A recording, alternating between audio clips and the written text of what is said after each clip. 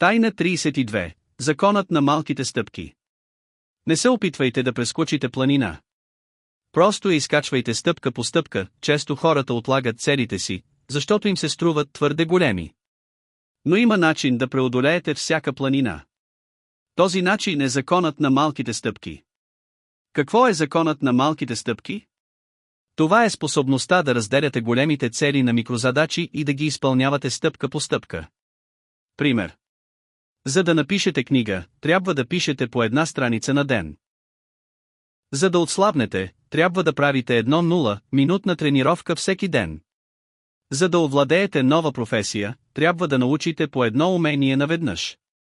Законът на малките стъпки ви позволява да се движите напред, дори когато целта изглежда невъзможна. Какво ви пречи да приложите закона на малките стъпки? Желание за незабавни резултати. Хората искат всичко наведнъж. Малките стъпки изглеждат твърде бавни. Липса на търпение. Много хора се отказват от целта си, преди дори да стигнат до средата на пътя. Неправилно планиране. Когато хората не разделят целта си на малки стъпки, тя им се струва твърде голяма и сложна. Как да приложим закона за малките стъпки? Ето 5 техники, които ще ви помогнат да станете майстор на малките стъпки. Едно техника, силата на 1% на ден. Какво да правите? Подобрявайте себе си или целта си с 1% всеки ден.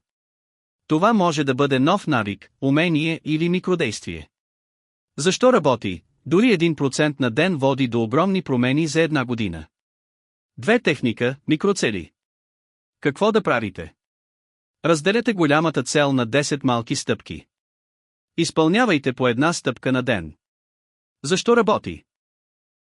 Когато видите конкретни стъпки, мозъкът възприема целта като постижима. Три техника, едно стъпка всеки ден. Какво да правите? Правете по една конкретна стъпка към целта си всеки ден. Не пропускайте нито един ден. Защо работи? Последователността създава ефекта на навик, който вече не изисква усилия. Блестяща звезда. Заключение. Законът за малките стъпки не е просто метод, той е философия на живота. Няма нужда да прескачате планина. Изкачвайте я стъпка по стъпка. Днес научихте тайна 32. Законът на малките стъпки. Вашите големи цели са просто много малки стъпки. Започнете с една. Започнете днес.